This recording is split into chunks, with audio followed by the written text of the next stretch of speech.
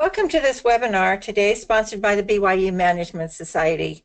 I'm Rixa Ullman. I'm Executive Director of the Society, and I'll be your moderator for today's webinar. I'm glad you could join us. We're very pleased to have Kristina Narvaez here to present on developing a personal strategy for life. A few housekeeping items. Some of you have been on these before. For those who haven't, the audio portion of the presentation can be heard through the speakers on your computer. If you prefer to call in, your little menu will give you the call-in information on your screen. During the presentation, everyone will be muted except for the presenters. That way you can hear us, but we can't hear you. It makes a much more clear presentation for all of us. Many of you asked questions on the survey as you registered, and Kristina and I have gone over these questions carefully, and she will respond to a number of them during the presentation. Please know that there's no way she can address each one individually, but they've really helped her in understanding what your questions are and what you would like her to cover. We also invite you to send comments and questions on the chat area of your GoToWebinar menu that you will see. Now let me introduce Kristina. Kristina Narvaez is owner of Emergent Strategies, which is an enterprise risk management research and consulting firm. She focuses on identifying, assessing, and analyzing the root causes of various types of risks that can impact the successful outcome of organization's strategic plans. So her focus, again, with companies and with her presentation today is on that strategy. She does this by working with the C-suite and board of directors for companies to develop risk controls and risk monitoring systems to manage those types of risks. Kristina graduated from the University of Utah in Environmental Risk Management and received an MBA from Westminster College. She's a two-time Spencer Education Scholar for the Risk and Insurance Management Society. She's taught strategy as an adjunct professor here at Brigham Young University, and that's where I met her, and as an adjunct professor at UCLA Extension, teaching an enterprise risk management course. She's currently will be teaching this fall semester, at the University of Utah as an adjunct professor. Kristina is a proud mother of 3 daughters and a son. As an adjunct professor at BYU, she taught strategy, and she taught her students, she had them write a written strategic analysis and plan for their life. As part of this, they were to employ some of the tools that she taught them that they can use for companies, but now she's asking them to do it for their personal lives, to look at their personal strengths, weaknesses, opportunities, threats, and how to reach goals in life and determine the external forces that could help. Kristina is on the committee that organizes these webinars, and a couple of months ago she told us in a meeting about these strategy assignments, and we thought, wow, this would be great material for a webinar, so we asked her to do one. So here we are today. Kristina's become a good friend, and I think this will be a fascinating thing for all of us, no matter where we are in our lives. I'm going to turn the time over to Kristina. Thank you, Kristina, for being here. We look forward to this. Thank you. Go ahead. Oh, thanks so much, Rixa. I really feel honored to be able to speak to all of you about a topic that's really near and dear to my heart, and that's strategy. And I kind of wanted to start, I skipped a slide here. Okay, I want to talk about the plan of salvation, because this is my personal belief, and I know that there are other professors at BYU who share this thought with me, that the plan of salvation is Heavenly Father's strategy for us to reach exaltation. The plan includes the creation, the fall, the atonement of Jesus Christ, and all the laws and ordinances and doctrines of the gospel. Now, by living the plan of salvation, this is exercising strategic management in your own personal life. Now, some of the principles of the plan of salvation include being able to overcome challenges in our lives, setting goals and having a clear plan of action to return to live with our Heavenly Father someday, being able to exercise faith even in tough times and relying on Heavenly Father for guidance, leading your life with integrity even though the world might not do so.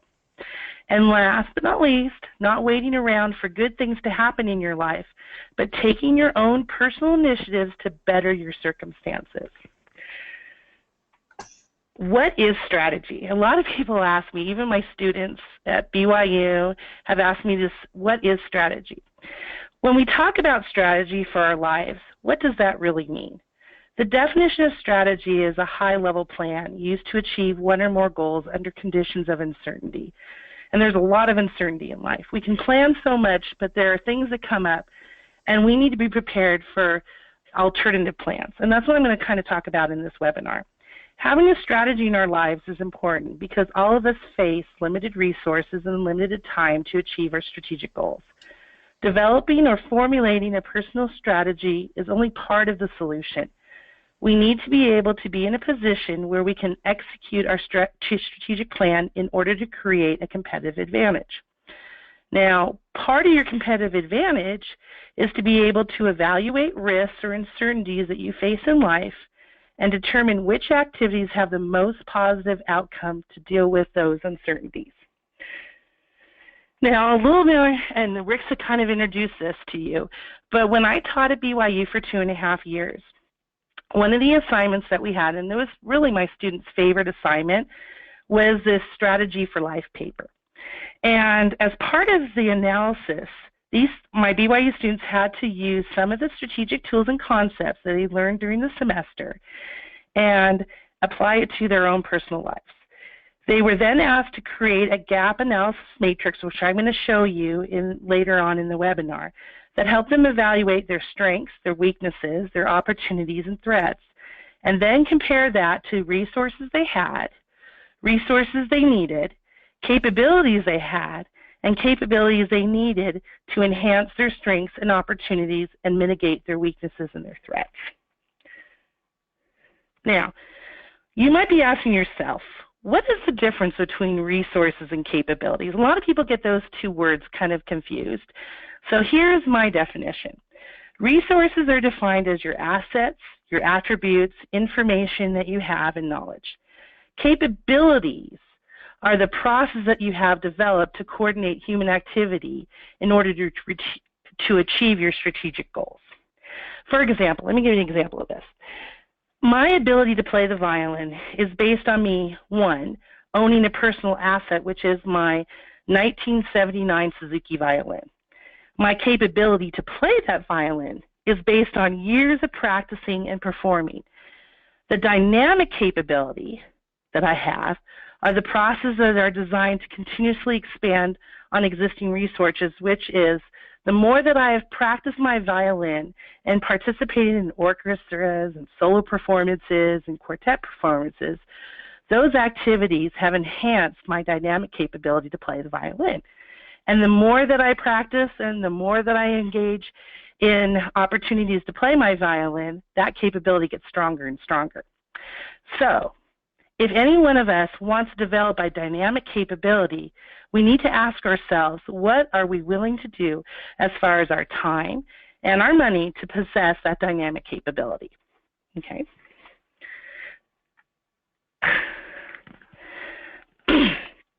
Okay. Your resources and capabilities help you create and deliver unique value. Now, in order to define your own unique value in this world, ask yourself the following question. What drives your choices of which resources and capabilities you should invest your time and money on? Priorities help us to decide how much time and money to spend on developing our capabilities. Our priorities are based on our underlying values of what is most important to us. For me, I value understanding how risks impact the outcome of strategic plans. And I find this area of study most critical to organizations who are executing their strategic plans.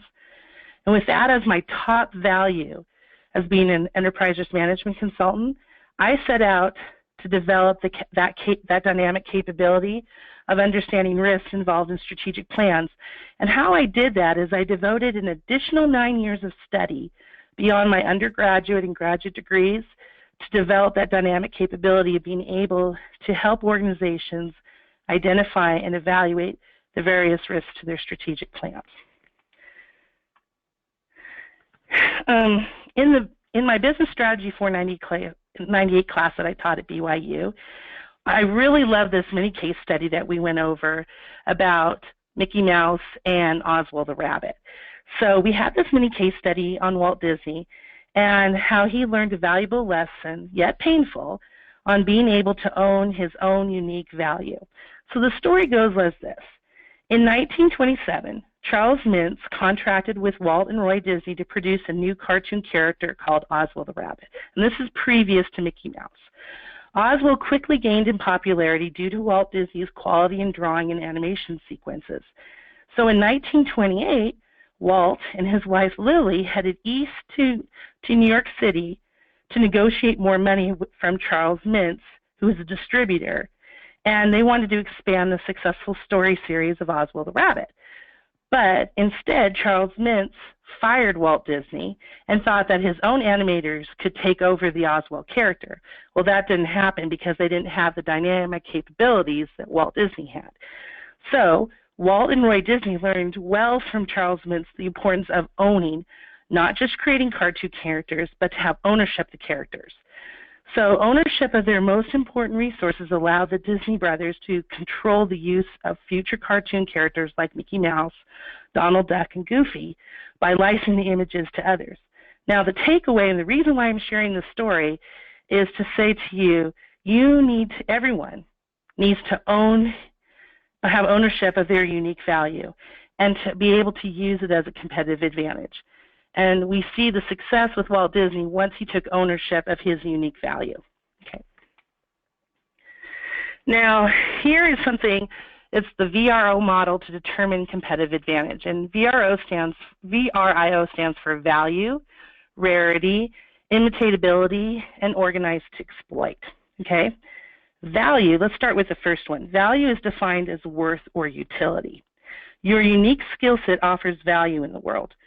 Rarity is being uncommon or unique in the world, and that's really important. We all want to be part of the world, but we're particular people, and we want to be different than the rest of the world. No one is exactly like you on this earth. You've been given specific talents and abilities to be rare in this world. The question is, do you truly know what those talents and abilities are that make you rare? Imitatability is simply making it difficult for others to copy who you are. Value, rarity, and imitatability are only as good as your ability to exploit opportunities that come your way. If we're not prepared to take advantage of those opportunities that present themselves, it is an opportunity cost. And an opportunity cost refers to the benefit that a person could have received but gave up to take another course of action. Now, this next slide, I want to explain to you is a gap analysis of myself. And many of you asked a lot of really good questions prior to this webinar, and I think that this is one of the best tools out there to evaluate your unique value, your rarity, your imitatability, and put yourself, instead of seeing Kristina Narvaez, put yourself here and go through this matrix, this gap analysis matrix, and ask yourself some really personal questions about what are your strengths, what are your weaknesses, where are your opportunities, and how are you going to mitigate threats? And you can list like your top 10 strengths, top 10 weaknesses, top 10 opportunities, top opportunity threats, and then go through the matrix horizontally and ask yourself, what resources do I have? For example, I'm going to take the strengths, enhancing strengths. And I've identified that one of my really strong strengths is I'm very driven and very ambitious. But on the flip side, as you can see right below it, where it says mitigate weaknesses, I also have a lack of patience. So let's take strengths, enhancing strengths. It says resources I have. I have the gospel. I've had a great education. I have a very supportive husband and children and parents. Resources I need to enhance my strengths of being driven and ambitious. I need more sleep. I need a proper diet. And I need to continue on doing water aerobics every day because I have a bad back, blah, blah, blah, blah. But I need to exercise every day. And capabilities that I have to enhance my strength of being driven and ambitious. Well, I'm very organized. I have organizational skills and great follow-up. But one of the capabilities I need to work on is I'm a little too reliant on my husband, who's a software engineer, and I really need to develop my technology skills. And then going down right below, it says mitigate weaknesses. Like I said, and it's true, one of my great weaknesses is lack of patience. Resources that I have children, deadlines, and church callings, which help me, develop patience. Resources I still need is find ways to deal with my stress in life. Capabilities I have, I'm very motivated to tackle challenges, but one capability I really still need to work on is staying positive when things go wrong in my life. I have a tendency to take things a little too personally and stuff. For an example, enhance opportunities, I list grow my business. And one resources that I have is I have a good brand image after being in business for 7.5 years.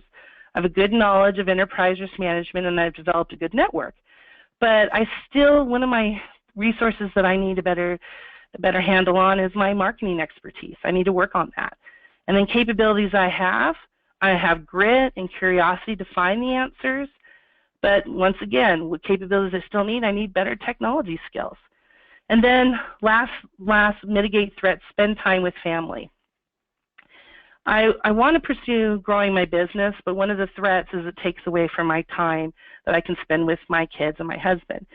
Resources I have to mitigate that threat, I have a very supportive family and a great place to live. Once again, my resources I still need is sleep, proper diet, and exercise. Capabilities I have, a desire to put my family first.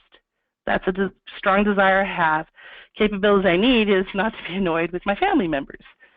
So I just wanted to walk through this gap analysis, but you can put any kind of problem and then go through the strengths, weaknesses, opportunities, and threats, and then ask yourself, evaluate your resources you have, resources you need, capabilities you have, and capabilities you need. Okay, the next one I want to talk about is, this next slide is to be able to assess your competitive advantage that you need to have an understanding of how you can be competitive in your chosen field. So I want you to ask yourself these following questions. What are you really good at? And number 2, how do you create value? 3, what resources and capabilities drive those activities? And 4th, what values do you possess that can support and sustain those resources and capabilities? And we do this with the sources of advantage. We look at this when we're looking and evaluating a company and trying to figure out why one company is more competitive in their industry than other companies. And the same applies to durability of advantage.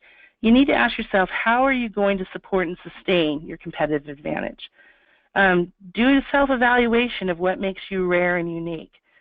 Sit down and write down what you think, are those traits that make you rare and unique. Second, ask yourself if others can imitate who you are. And then third, are you ready to take advantage of opportunities in your life? And I want to kind of emphasize this, are you ready to exploit opportunities in your life? I have found, looking back over the last, 25, 26 years of my life, that there were probably some times where I didn't exploit an opportunity that presented itself because I thought I was too busy or wasn't qualified to do something. But then there's other times I know that I was prompted, and one of my promptings, I'll just share real quickly with you. I was home on a Saturday night 4 years ago, and I had a really strong impression to go look at Y jobs. I don't know why I felt that way. I was starting my business. I was in the midst of doing publications and doing some consulting work in the insurance industry, but I had this really strong impression to go on Y jobs. And the second posting for a job was an adjunct professor in strategy, and they were looking for a PhD, but minimum requirement MBA, and I only have my MBA. And I had this really strong impression to apply for that job. And the next Monday, I get a call from someone in HR that said they got my resume, they got my online application, and that they were going to contact the hiring professor and send my information to them.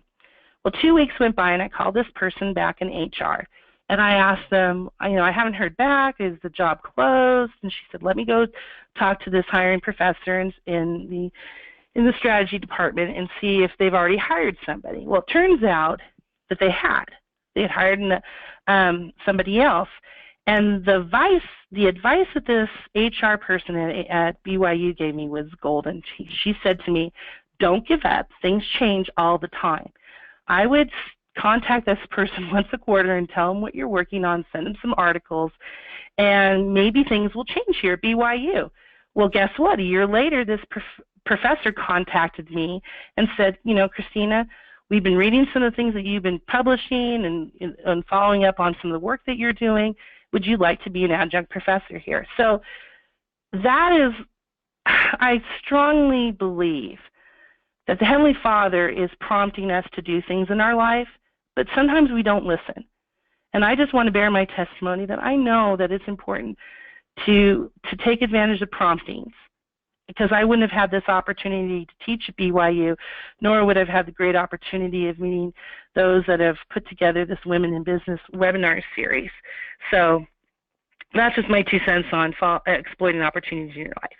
Now, strategic alliances are really important in our lives. Strategic alliances are crucial for you to reach your strategic goals in life. And I know from my own personal experience that my greatest growth has come from being married and having children. And this is the honest truth.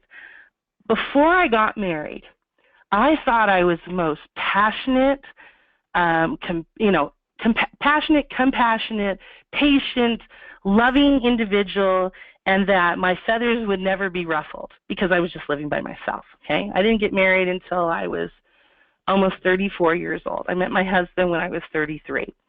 And being married has been the greatest lesson for me because I've realized that I'm not as patient and compassionate and understanding as I thought when I was single. And I'm sure a lot of you are just chuckling right now because you probably feel the same way. But being married has pointed out to me where I need to improve in the areas of patience and compassion and serving others. I thought I was fantastic at serving until I had a family, and I've realized that, you know, my family is first and my business is second. And there have been times when I've had to change and move my business schedule around to accommodate my children or my husband, and I don't begrudge that at all. And I think, and those of you who have written about how you run a business out of your home, my best advice to you is this, is start with something that you're good at and start your network. And start doing little projects here and there. And reach out to mentors. There are tons of mentors, and I can think of 2 in particular in my life that have really made a difference in my life. And one of them is, I don't want to embarrass him or anything, but one of them is John Bugala, who I met 7.5 years ago at an ERM, Enterprise Risk Management webinar. Workshop. It was a workshop for 3 days. And I got to meet him, and I showed a real interest in enterprise risk management. And basically, I asked him for his business card and said, do you think we can collaborate on an article? Because one of his closing remarks after this 3-day workshop on enterprise risk management in San Diego about 7 years ago was, if any of you want to write an article with me about enterprise risk management, just contact me after the workshop. So I did. And that has turned into 7.5 years of really good collaboration between the 2 of us, and we've written many articles together and chapters and books, and we're working on a 3rd book with a professor down at BYU, who's another one of my big mentors, and his name is Dr. Paul Godfrey. And I hope I'm not embarrassing these guys, but these 2 men have been there for me when I've had questions about expanding my business or going, approaching a client, potential client or anything.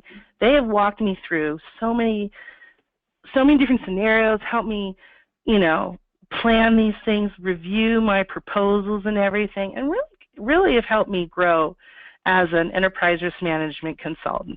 And then I have another really good, a 3rd one that I can't forget either, is I work with Hanover Stone Solutions back east, and we do a lot of consulting work for the insurance regulators and insurance companies. And Dawn is a seasoned executive at Zurich Insurance Group. She retired in 2003, and she was on the strategic planning team. And my collaboration with Donna on some projects that we're working on right now has been so valuable to me. So I'm a strong believer in going out and finding mentors. And you will have different mentors in different stages of your life. But so this all goes to the whole thing about strategic alliances and why they're so important. And so I mentioned about the mentors, but also I've realized that at me as an individual, I work better in a collaborative environment than being on my own. The strategic alliances that I have created with other business colleagues over the years has helped me develop new skill sets that I would not have acquired on my own. Personal relationships and business alliances are so important for our own personal growth. There are so many opportunities to learn from others. We just need to seek those opportunities out. So as I mentioned, marriage and family, that is a very important strategic alliance. Also your in-laws, also your cousins and your grandparents and everything like that. All that is really important for you. To support you in times that are hard, to cheer you on when you're doing something new and different. Also your church members, the church members in your ward, the church members in your stake, church members in different parts of the world. All those are good strategic alliances. And let's not forget our neighbors and our coworkers. It just so happens that I live in Utah, so basically everybody around me is a church member. But growing up in Southern California, I remember this fantastic neighbor, Mrs. Sparkman, and she was so kind to me. I used to go over every day after school, basically for candy, but she would sit and talk to me and ask me how my day was and everything. And it's neat. I'm 49 years old, and when I go back to Palos Verdes, I try to go see Mrs. Sparkman in my old neighborhood, and she always takes an interest about my family and what I'm working on and everything. Also, your coworkers are really important too, having good coworkers, and also your civil leadership and similar interest groups. Kristina, I've got a question for you. Yeah. And I think it has to do with your last couple of slides. My first question, if someone asked me to identify what my capabilities are, what my value is like, oh, I don't know. Maybe it's a sense that we don't want to tout our own horn, or we have a hard time seeing ourselves as others see us. And as you listed these people, are these examples of personal strategic alliances. I thought, these are the people I could go to and ask them, what are my values? Yes, exactly. What are my capabilities? Because if you have a good mentor or someone who can tell you honestly and not just try to butter over it, but tell you honestly, you know, I see so much that you can do this well.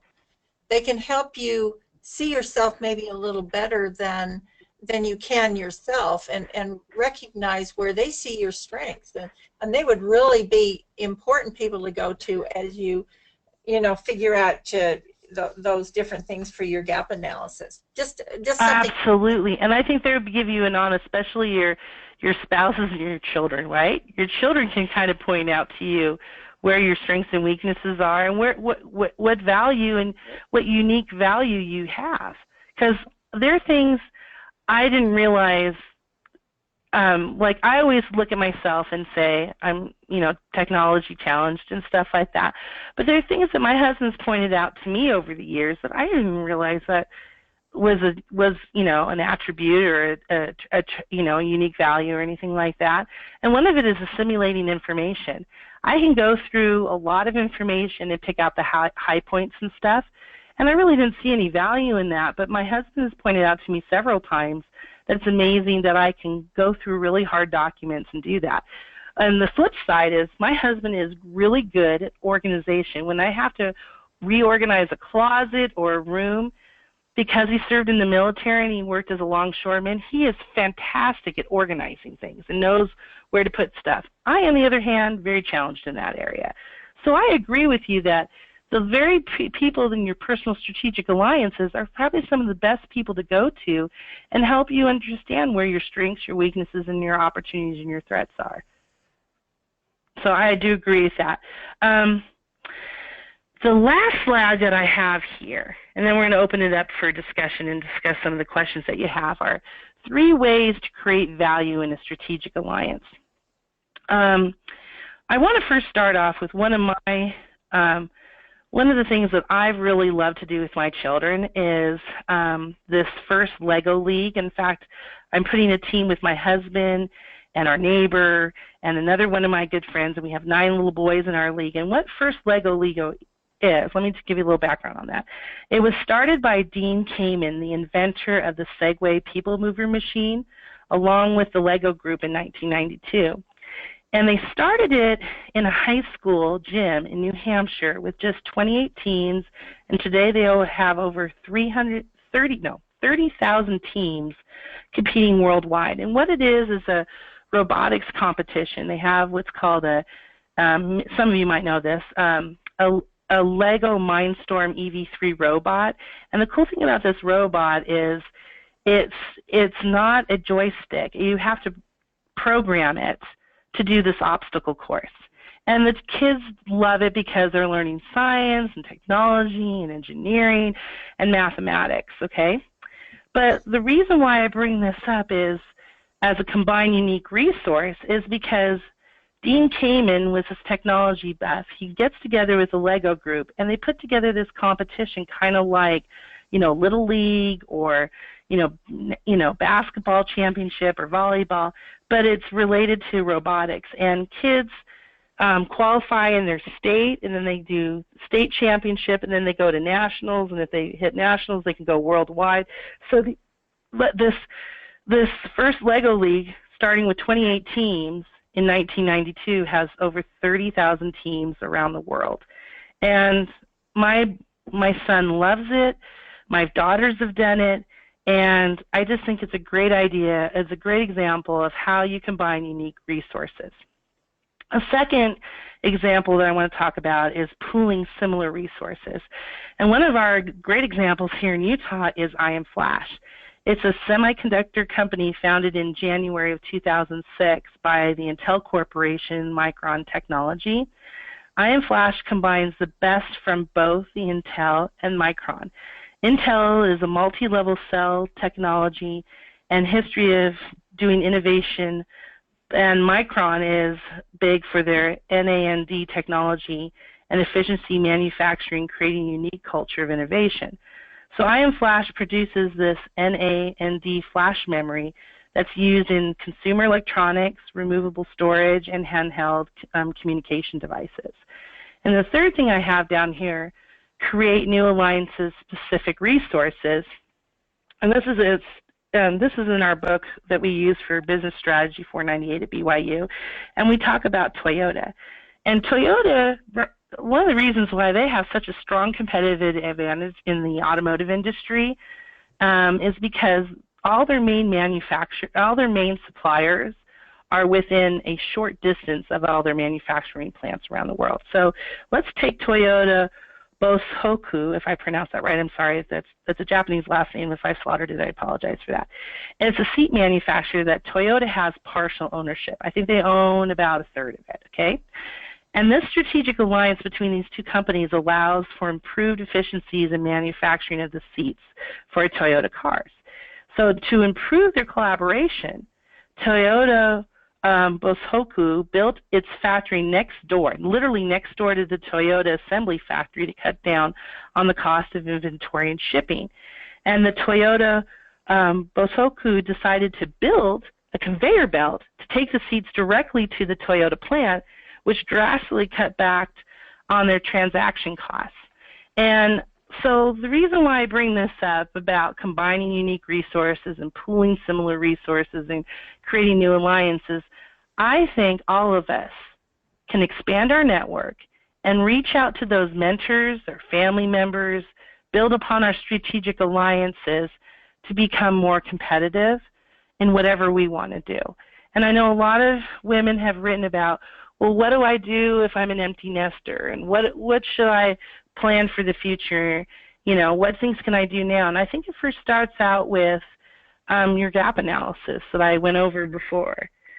And like Rixa was saying is, if you can come up with 10 strengths and 10 weaknesses and 10 opportunities and 10 threats, and ask family members or others that are in your network to help you evaluate these things. And if you can understand what you have as far as resources and capabilities and what you need as far as resources and capabilities, I think that's the beginning of your journey. And I think it really will help you set short-term goals and long-term goals by understanding where you're strong and where you need help with. I mean, Rixa, do you want to add to that?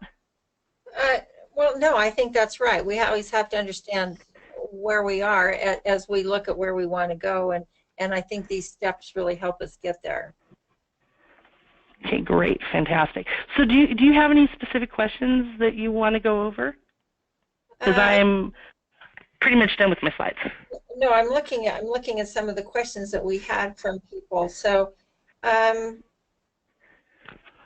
well, it's we don't always have complete control over our plans.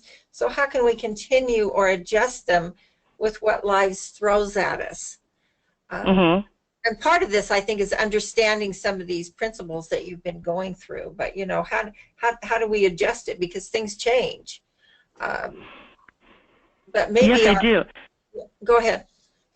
Well, and I want to comment on that. It was another slide because of that question, I was going to add an extra slide, but maybe for another time I can go into more detail about this. But in strategy, we talk about emergent strategies, we talk about deliberate strategies, and emergent strategies are really good for being flexible and adjustable to things that could happen. And a really good example of this is Apple with the MP3 player. There were other MP3 manufacturers before the Apple iPod. But what Apple saw was the problem with the MP3 player is that it was very hard to download music. So you had Napster and some other illegal downloads. So they created iTunes, okay? And the iTunes they redesigned their MP3 player so it had a flywheel to navigate for the songs. And because they made adjustments, they became more competitively, they gained a competitive advantage against other MP3 players. So, well, how does that relate to us personally?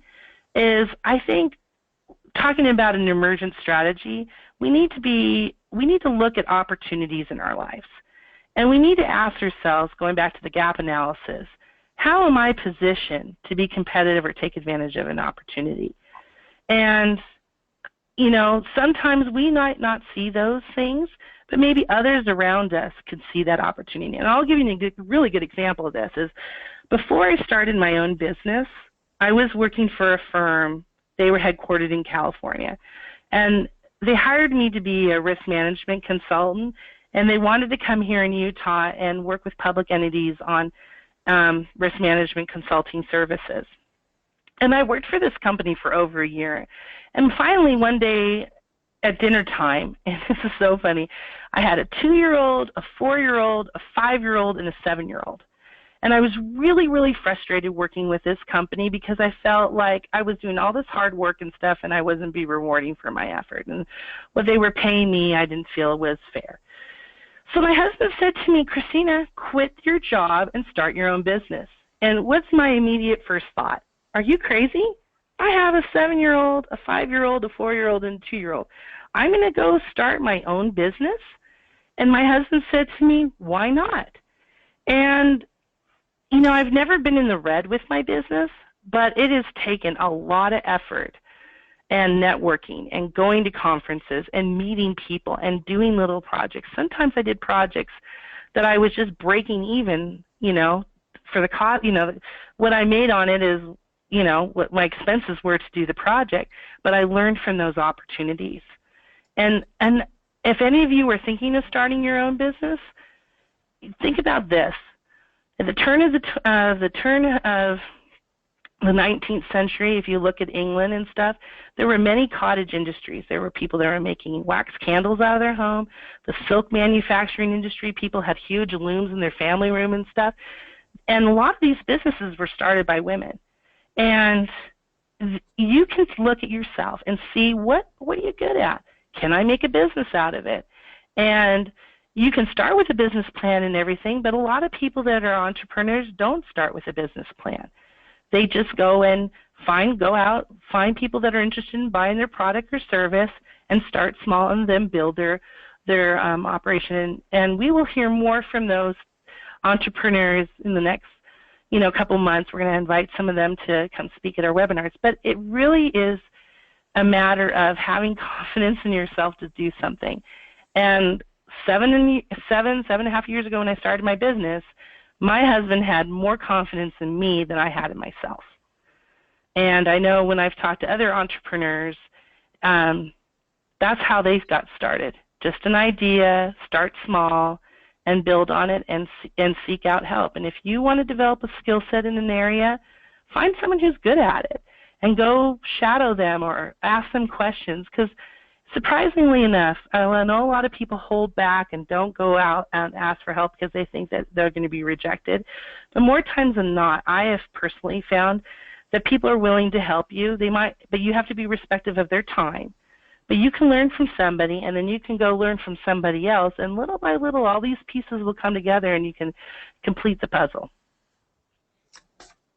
Great. So I had one question. You mentioned entrepreneurship, or the entrepreneurs. Now, I am a person who would never in my life do that. But there was a point in my life when I hadn't worked for 20 years, and I was looking for a job and thinking, I can't do anything. I haven't worked. I don't know what my skills are. I don't know what I could. And wisely, I had to put together a resume that in a way forced me to do that gap analysis. And so I looked at, well, what kind of experiences I had. Well, I had done a lot of volunteer work. I'd done a lot of service work in the church. And I thought, you know what, I have organization skills. And I was able to go through by looking at my experiences and think, these are the kinds of skills I had.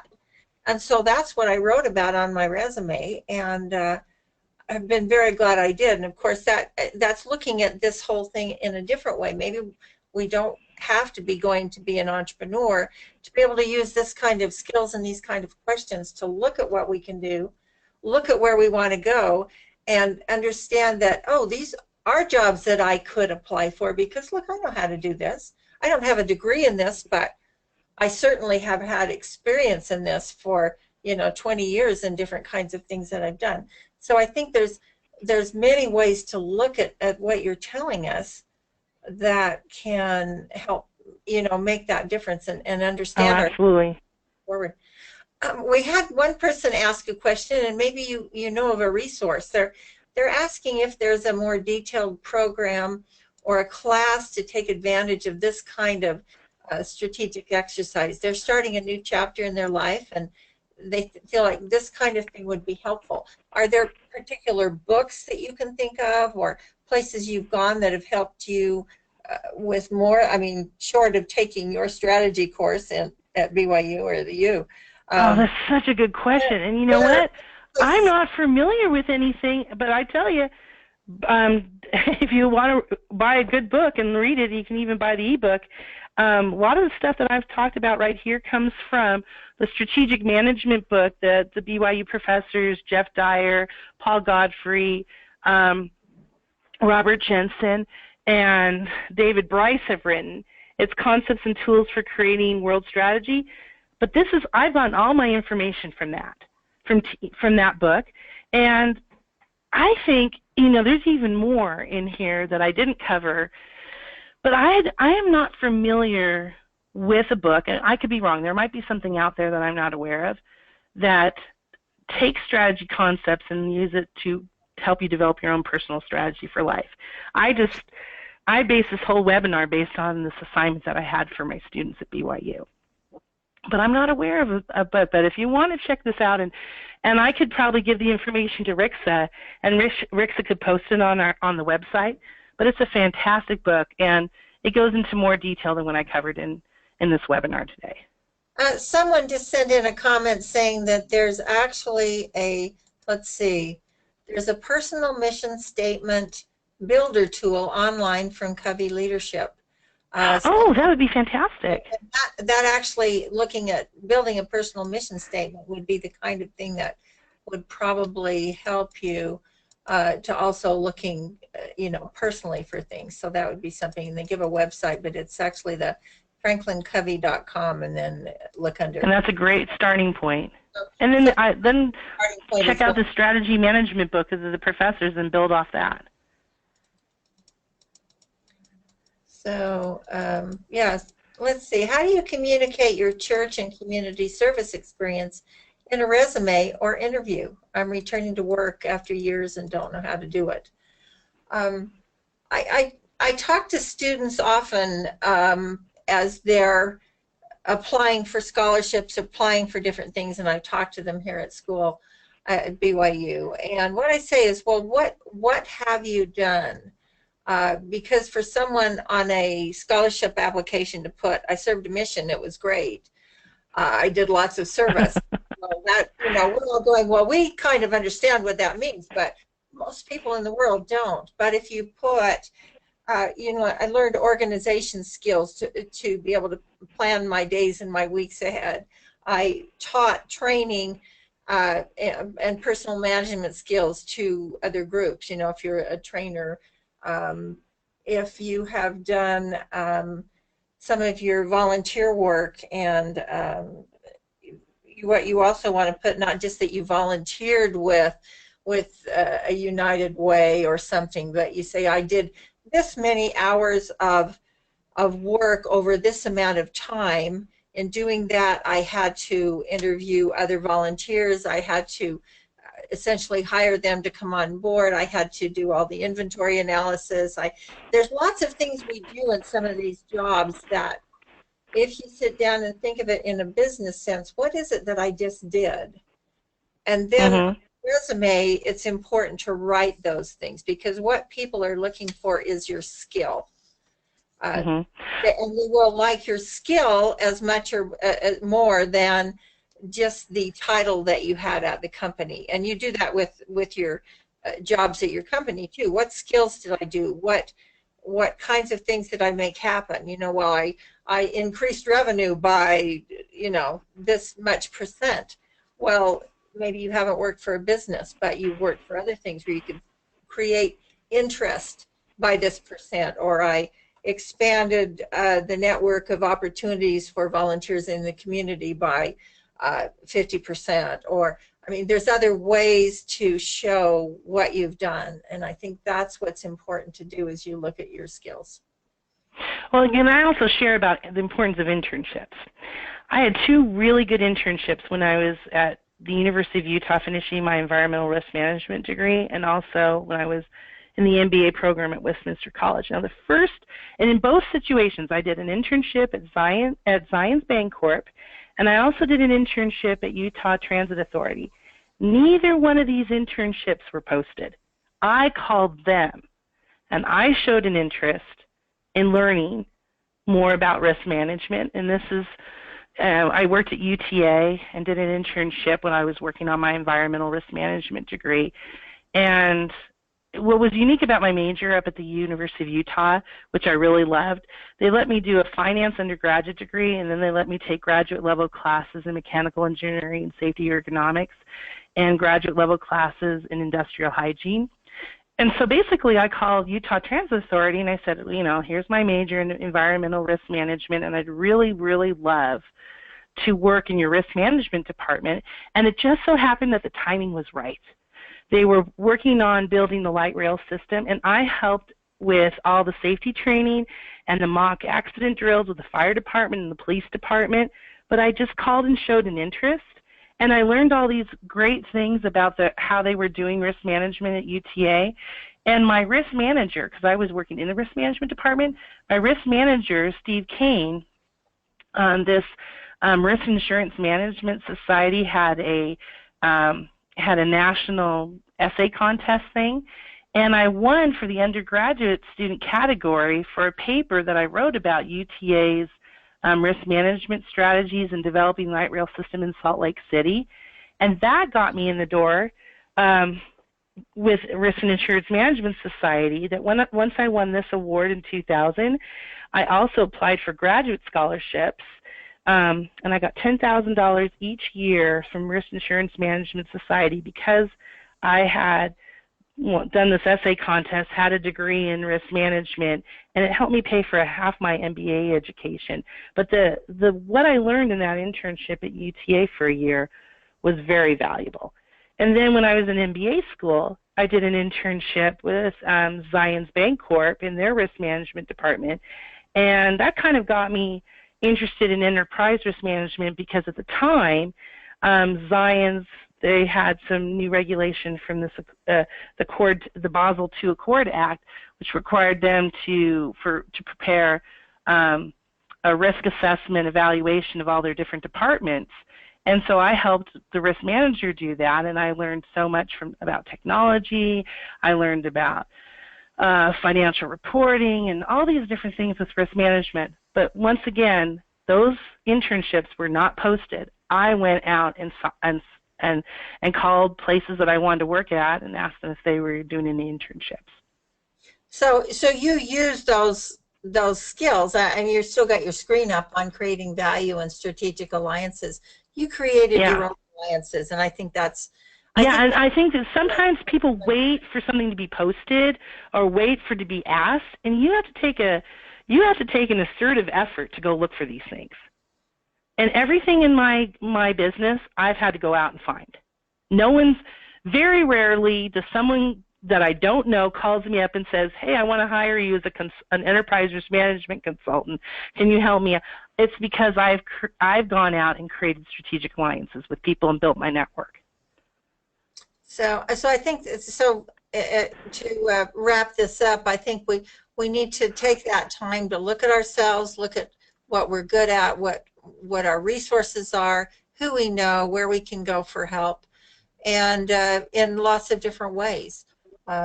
Any final words, Kristina, as we wrap up? No, Rix and I were talking about some of the fabulous questions that were asked for this webinar. We're going to try to address them in the Women in Business Network blog. And so, if after this webinar, if you have even more questions, please send it in to Rixa, and we will, as a blog committee, go through them and put little posts on our blog about answering some of your questions. And I've just received a couple of answers from people, too, as we've been talking about books that have helped them with personal strategic planning. I'll tell you what I'll do. I'm going to copy these out, and you will get an email in the next few days that will give you the link to the recording. It will also have this information and the links to some of these resources.